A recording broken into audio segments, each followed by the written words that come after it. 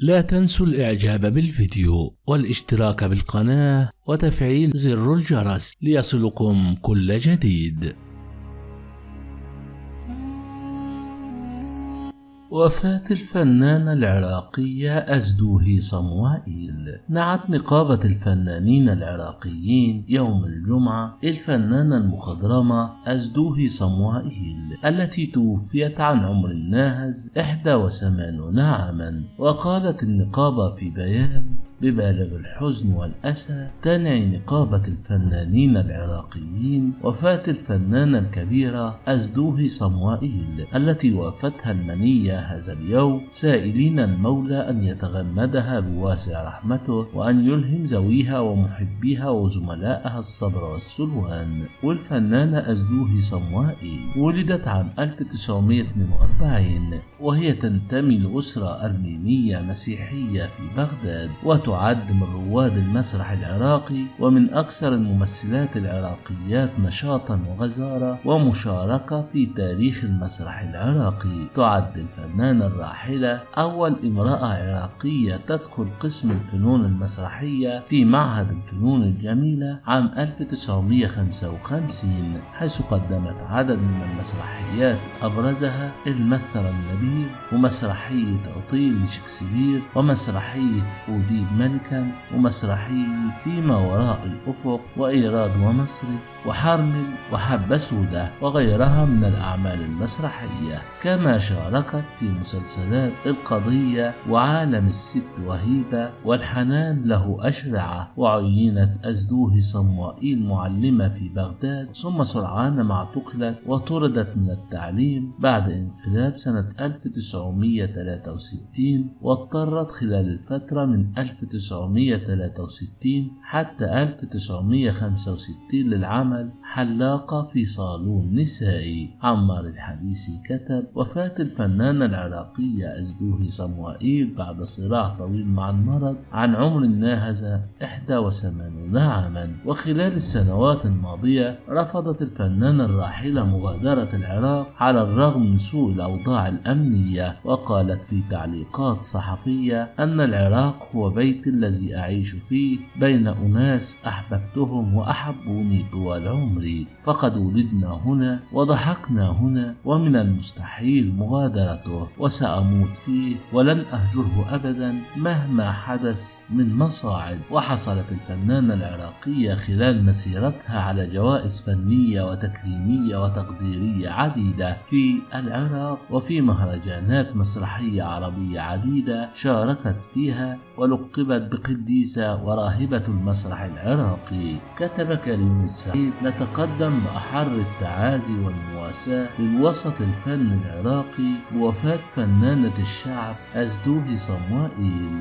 نعتز بأن هذه المرأة كانت أول طالبة وأول خريجة ومعلمة للفنون الجميلة، وهي نموذج للفنانة التي قدمت نتاجا غزير يستحق الثناء. كريم السيد المتحدث الرسمي لوزارة التربية. نعت نقابة الفنانين العراقيين وفاة الفنانة الكبيرة أزدوهي صموائيل. وذكر في البيان أنه ببالغ الحزن والأسى تنعي نقابة الفنانين العراقيين وفاة الفنانة الكبيرة أزدوهي صموائيل التي وافتها المنية يوم الجمعة. الجدير بالذكر أن الفنانة الراحلة ولدت في عام 1942 وتعد أول خريجة لمعهد الفنون الجميلة سنة 1962، وعملت ممثلة في مسارح بغداد، وتعتبر من رواد المسرح العراقي سنة 1954. وعملت أزدوهي صموائيل منذ صعودها خشبة المسرح مع العديد من المخرجين المسرحيين الكبار أمثال جعفر السعدي وإبراهيم جلال وجاسم العبودي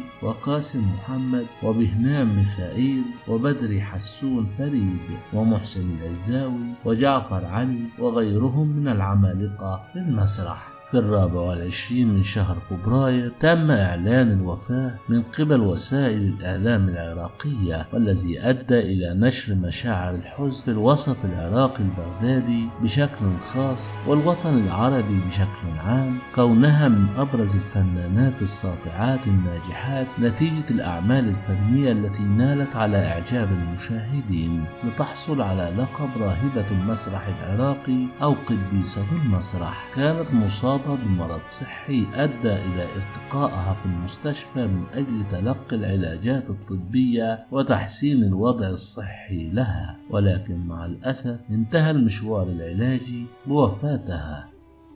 دخلت الفن سنة 1955 عن طريق الصدفة، حيث طلبت الانتماء لفرقة المسرح الفن الحديث من قبل أخت الفنان سامي عبد الحميد، وهي طالبة بموافقة عائلتها أسند إليها دور مسرحي بفصل واحد في مسرحية 6 دراهم من تأليف الفنان يوسف العاني. تعتبر أول فتاة تدخل إلى معهد الفنون الجميلة قسم الفنون المسرحية، وقدمت العديد من المسرحيات المهمة، مسرحية المسرى النبيل لمولير ومن إخراج جعفر علي، ومسرحية عطيل لشكسبير إخراج جاسم العبودي، وأديب ملكا إخراج جعفر السعدي، وفيما وراء الأفق إخراج بهنام ميخائيل. عملت مع أبرز المخرجين في العراق مثل إبراهيم جلال، ثم سامي عبد الحميد وعبد الواحد طه وبهنام خليل وجعفر السعدي وجعفر علي وبدر حسون فريد وسعدون العبيدي ومحسن العزاوي وقاسم محمد وآخرين. حملت اسما فنيا في الإعلانات زاهدة سامي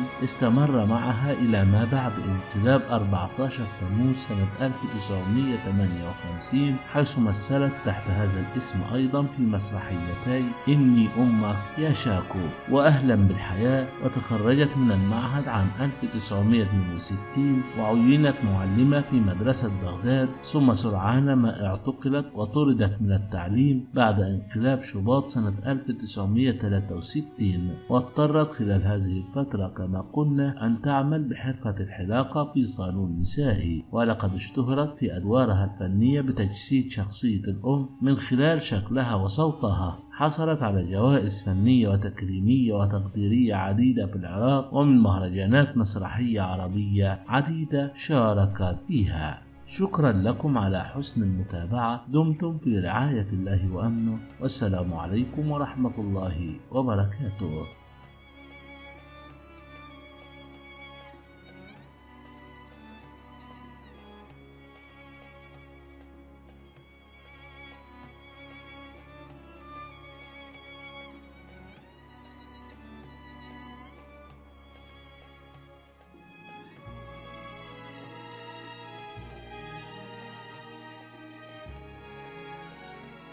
لا تنسوا الإعجاب بالفيديو والاشتراك بالقناة وتفعيل زر الجرس ليصلكم كل جديد.